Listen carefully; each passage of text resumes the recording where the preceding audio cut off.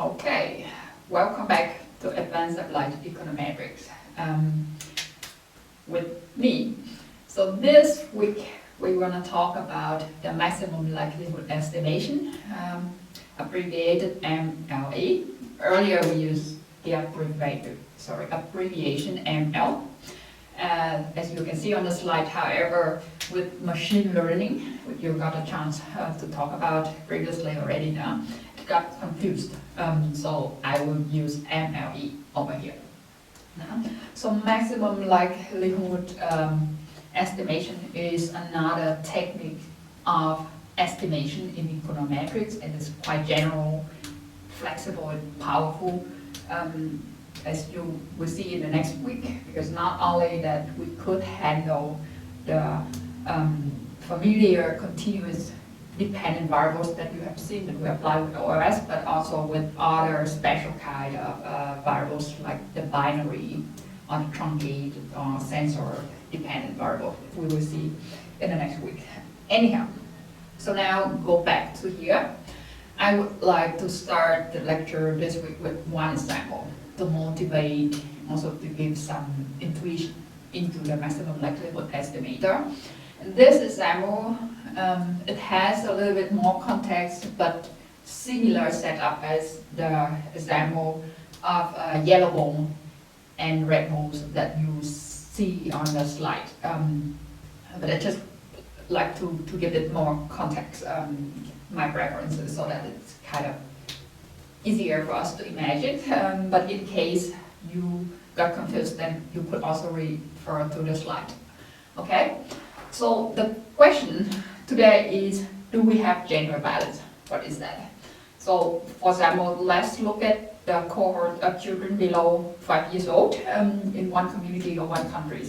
We would like to figure out whether we have the number of boys roughly equal to the number of girls, right?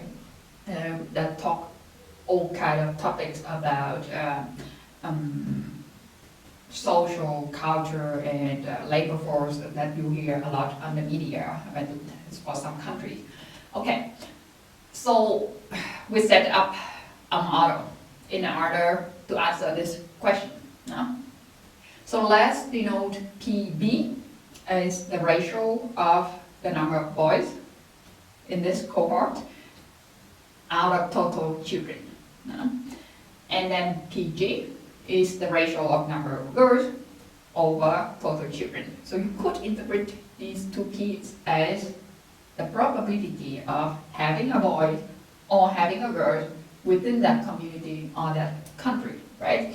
So if I denote the PB now with just simply P, no? Then Pj will be 1 minus P, right? Not that we don't care about other genders, of course that's relevant, but just in this case to make it simple for our beginning and also for the treatment of maximum likelihood estimator. No? Don't make it too complicated from the beginning for us. That's the point. No? So here we would want to find out the P for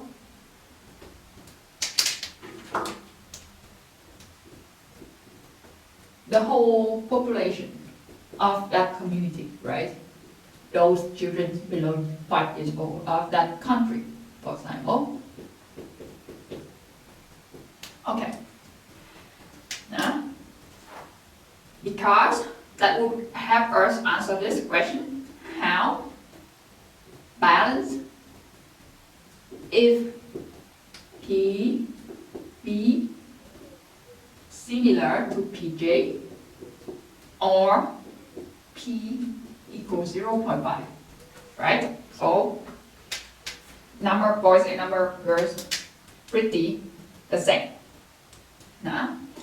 And in order to set up a model, first step we need some assumptions, right? So the first thing is recall that it may be very difficult, if not impossible, to count all the boys and girls within a country, right? Even only those below 5 years old. It may be hard to do a statistic over there. Therefore, we sample. We collect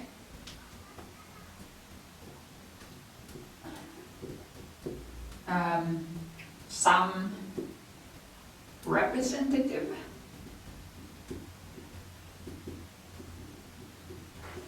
sample. And then we estimate P for the population. And now, right here, we assume that, okay, the sample is representative enough. So a good representative for the population. Then next, we have to think about the underlying distribution, right? So here, already here implicit one assumption that there's only two possible outcomes, either boy or girl. So we have only one parameter, P, to estimate. Then to make it even simpler for us, assumption.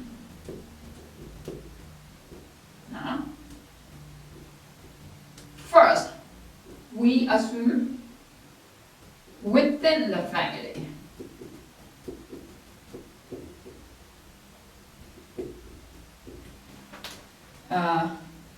gender of children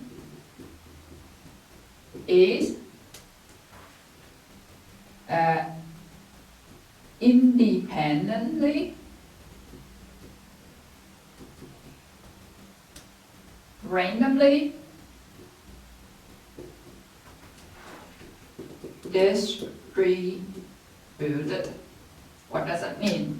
Meaning, in case you have more than one child who are below 5 years old in the family, then the probability of the second child or the third one being a boy or a girl does not depend on the fact that the earlier child or children are boy or girl. So they randomly distributed and identical P across all the children in the family, right? So I would give you an example here. If, no, not if, the probability or likelihood of a family having two boys, denoted as BB, is given P. The probability of having a boy is, for the first one is P, because it's randomly distributed with the underlying probability P. And also it implies that parents do not have preference over boy or girl, neutral, okay? And then 10, the second one is also a boy. And in the case, because the second one's independent from the first one, so remember we talked about it in the statistical review, two independent random variables, then the probability mass function, just the product of the two probability mass themselves, right? So that is P squared. Now, the second assumption, because we collect the sample across many families in a community, ideally, right? You don't just work with one family, So the second assumption is, see, not working so good. So across the families, gender of children is also independently distributed, but here like just to save the independent, just to save the space, I will just put it independent. But you understand independently, randomly distributed. What does that mean? Meaning the combination or the composition of children in other family doesn't affect the composition of gender of children in the other family. Now, for example, how many boys or girls my parents have does not affect the number of children that your parents have and how many boys or girls, right? So, again, example.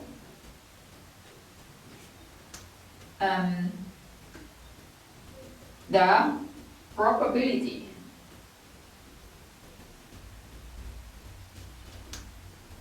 of observing, let's say observing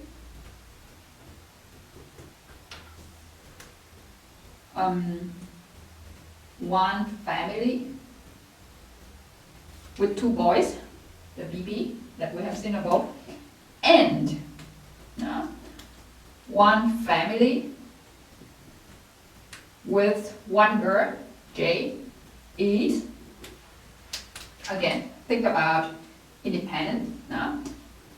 We know that the family of two boys is P squared, right? And how about the family of the girl? How do we incorporate this into the model? The likelihood, the probability. We just simply time, right? The probability of having a girl here, is 1 minus P, right? Because they also independently distributed across families. So there's no interaction, no dependency over there. Okay, we go back. Okay, let's continue.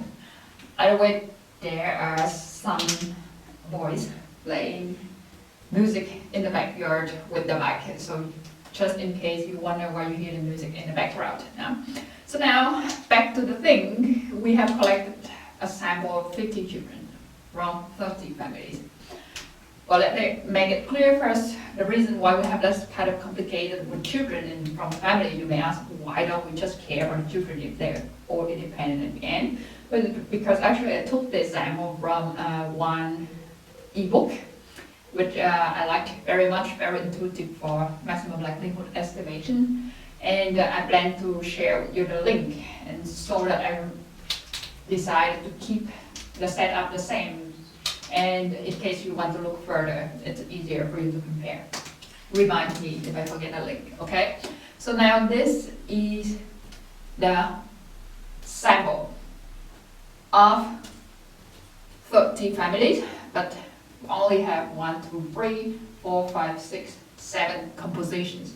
So for example, the first, there's one type of family that only has 1 boy, 1 girl, also 2 boys, 1 boy, 1 girl, 1 girl, 1 boy. Here, like randomly in this sample, they don't have 2 girls. And then maybe with some family with twins, because we're talking about below 5 years old, and having 3 children below 5 years old is pretty rare, right? So that is 30 family and 50 kids, all right? And now we talk about the likelihood contribution of each family.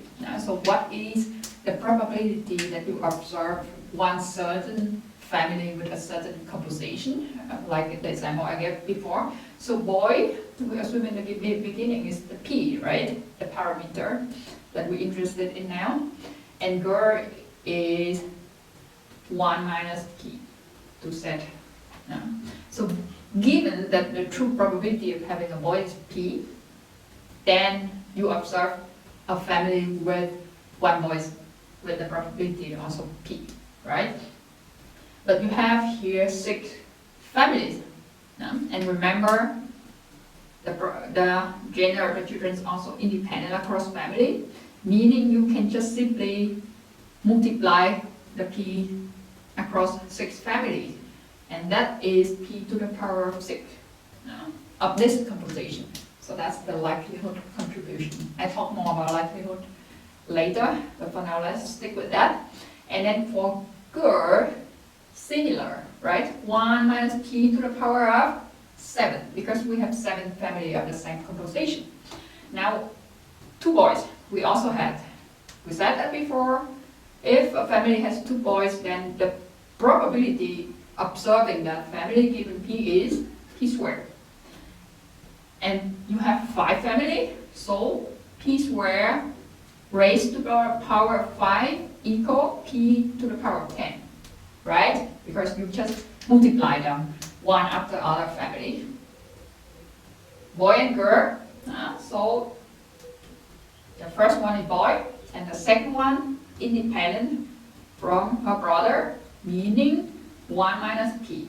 That is the probability of having a family with one boy and 1 girl, right? And you have 4 family, meaning raise that contribution, 1 minus p to the power of 4. Then you have p to the power of 4 times 1 minus p to the power of 4 also. Similar for girl and boy, just switch the position, right? But nothing changed, because at the end we still have p times 1 minus p. But now we have 5 families like that, so that means you have 1 minus p times p to the power of 5, that is 1 minus p to the power of 5 times p to the power of 5, right?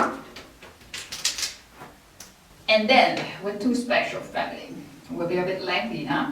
So the first one is girl, 1 minus p, independently from the second one, again 1 minus p, doesn't affect the probability of having a girl or boy, given that the first one is the girl. And then a little brother times p, right? Then you have only 1 family like that, so for the same composition in this sample, the contribution to the likelihood is, we could simplify it here already, square times p, right? And here, the last one you have 1 girl with probability 1 minus p. The second one is the boy, so the probability of having the boy is p, as ever, right? Unconditional from the first one. And then the next boy is also p. Then the probability of having this family is 1 minus p times p squared.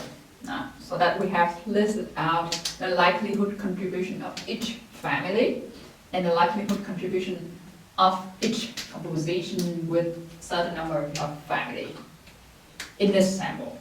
And now why we talk about likelihood contribution, that's the next thing. Okay, really quick, just before I erased the board, I realized I made some mistake. Now, so here is the contribution of 1 family, but we have 2, so here you have to double the power, so square and times p to the power 4. Okay, now we have seen the probability of having each composition of family, right, in these 30 families. So it's time to ask the question, okay, given that the probability of having a boy, the true probability, which is also the ratio of boy out of total children in the whole population, is p, then what is the likelihood, or what is the probability that you get this specific sample, this specific 30 families with the compositions that we saw on previous table? What do you think? Well, you see the likelihood contribution of one type of family, right? One family of a certain composition, for example, a family of having a boy. Then you see how it comes to the sixth family of the same composition of just one boy. Now we have 30 families, and because these families are independently distributed, simply multiply them to one another. So that means you will have the likelihood of having this sample given P, denoted LP. I talk more about that.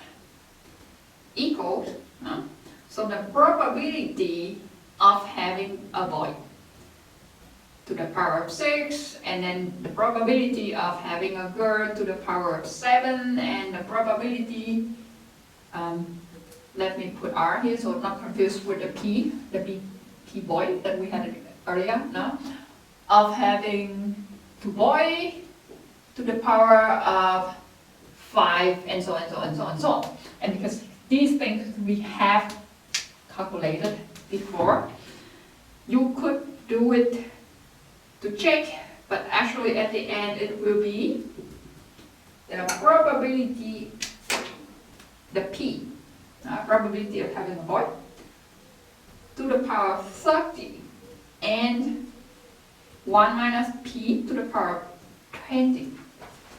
No. You could check by yourself after multiplying these contribution of each compositions. No? However, if you count the number of boys and girls in a sample, there we have 30 boys and 20 girls from the whole sample, and that is the exponents over here. Simply so. Some of you may encounter that already, but that is called the Bernoulli experiment or distribution. So it's used to describe some random variables with only 2 possible outcomes. Here we have boy or girl, right? And the number or the probability of having a certain sequence of outcome just equal the probability of the first outcome to the power of the number of times you have that outcome, and then similar times the other outcomes also. So this is the Bernoulli distribution, and there from the assumptions that I talked about in the beginning to here, you see that implicitly we make an assumption about the distribution of the dependent variable, in this case the gender of the chart, right? Let's continue. So now think about this. This is called the likelihood function. The likelihood function, which show you the likelihood of observing this specific sample depends on the parameter P, not B, depends on the parameter P. So this is the likelihood function.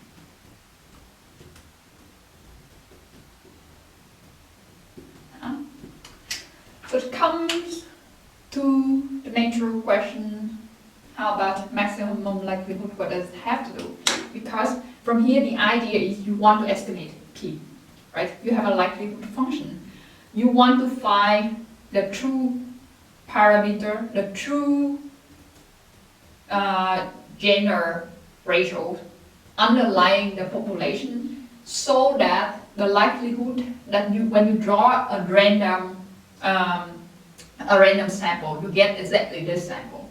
So meaning, okay, if you observe this sample, most likely then the underlying parameter must be a certain P that we try to solve.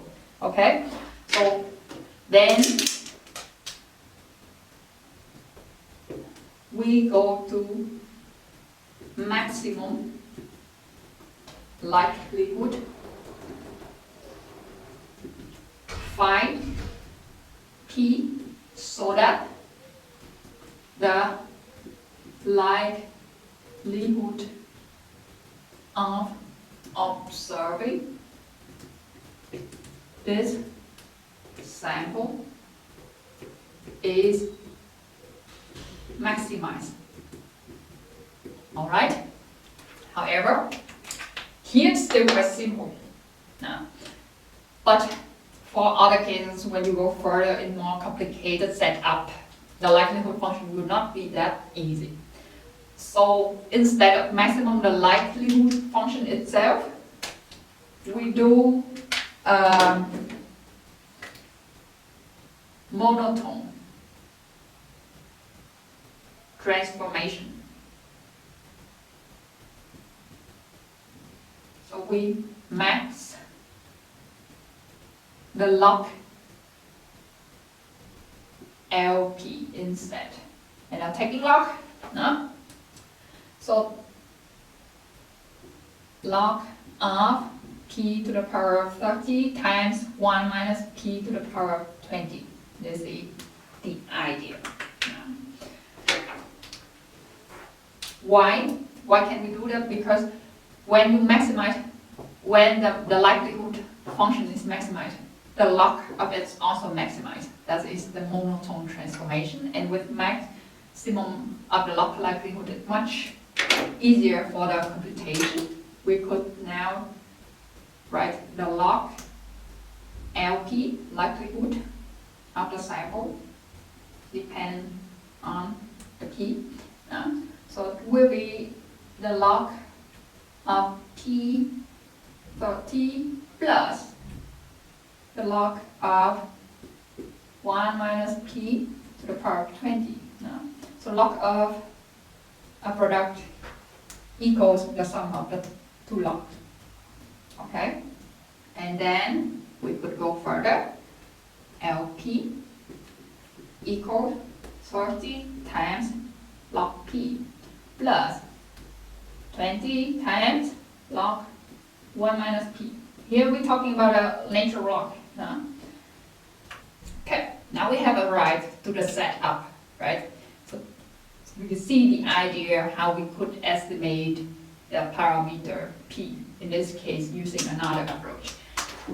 Then it's just a maximum maximize with respect to p, just a maximization problem, right? You know how to deal with it already. First, we set up the first order condition with say that the derivative of log L, log likelihood function, with respect to p. In this simple example, we only have one parameter, one variable, p. Therefore, 30, anybody remember how to take the derivative of the natural log? 1 over p. Simple so, right? Plus, again, 20 is a constant, log of 1 minus p. Now, log of a function. So first, we take the derivative of that function first. In this case, it's 1 minus p times the derivative of the function inside, right? So, minus 1, right? Because here, 1 minus p. Simplified, we have 30 over p minus 20 over 1 minus p equal 0, right? That's the first order condition. Now we could solve for p. So 30 over p equal 20 over 1 minus p, meaning if you cross multiply, then 30 times 1 minus p would be equal to 20p. Then distribute it to the bracket. You have 30 minus 30p equal 20p, meaning if you put 30p to the other side, then it becomes 50p, right? Equals 30, meaning p equal 3 over 5 or 0.6. And this is the solution of the maximization problem. But if you remember, we are not done yet, because we have to check the second order condition, right? So the second order condition say what? The second derivative of the log likelihood function with respect to P, probability of having boys, equals, where would it be most convenient to take the second derivative? Let's start from here. Now, so 30 times the derivative of 1 over P. Anyone remember 1 over P squared? That is the derivative of 1 over P. No? Then minus 20. 20 is constant. No? So now you have the derivative of 1 over 1 minus P. That's gonna be a bit complicated. 1 over 1 minus P square, right? This the derivative of the function times the derivative inside of the 1 minus P, again minus 1. So to simplify, so this must be smaller than 0 in order for it to be a true maximum. So meaning you can simplify minus 30 over P squared, then take it slowly now, minus, minus, plus, again minus. So minus 20 over 1 minus P squared. You can check for yourself, but at P equal 0.6, this is very negative. So true maximum.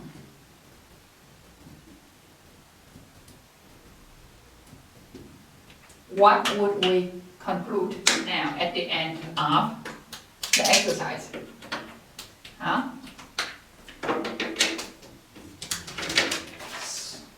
We can conclude that we observe this sample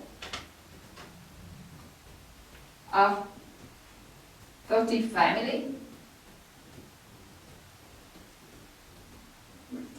includes 50 children.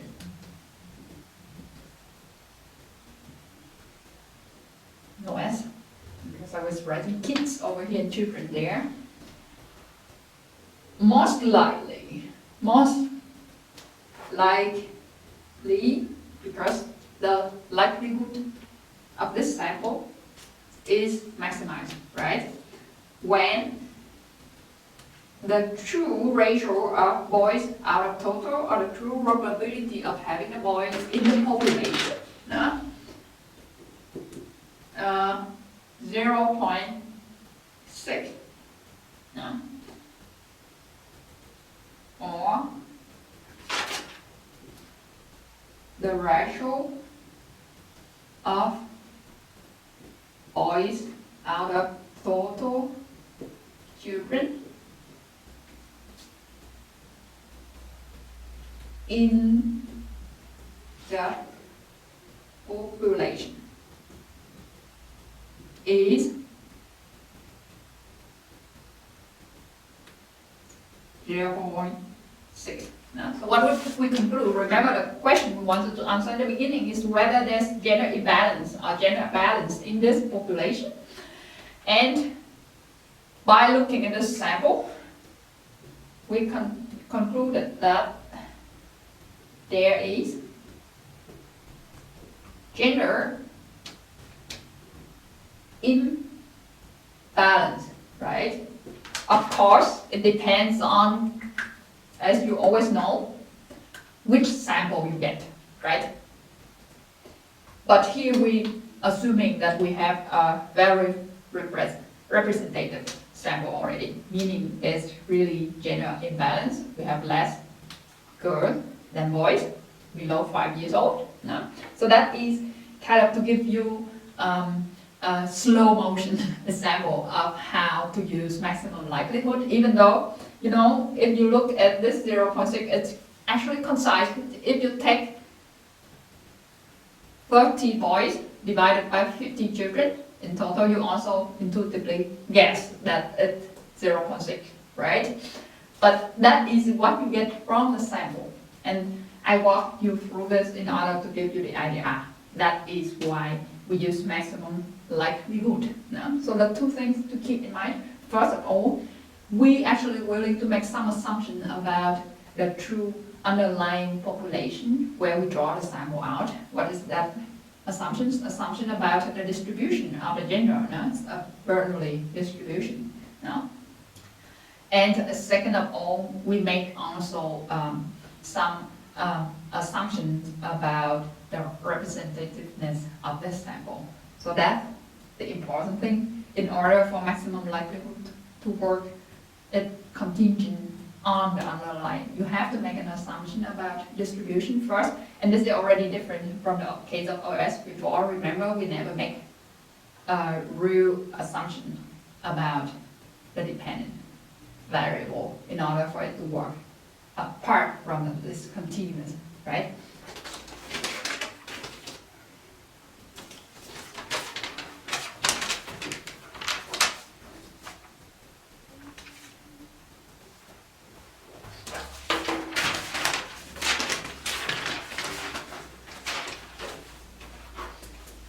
Secondly, this is a simple model. That's why it's concise.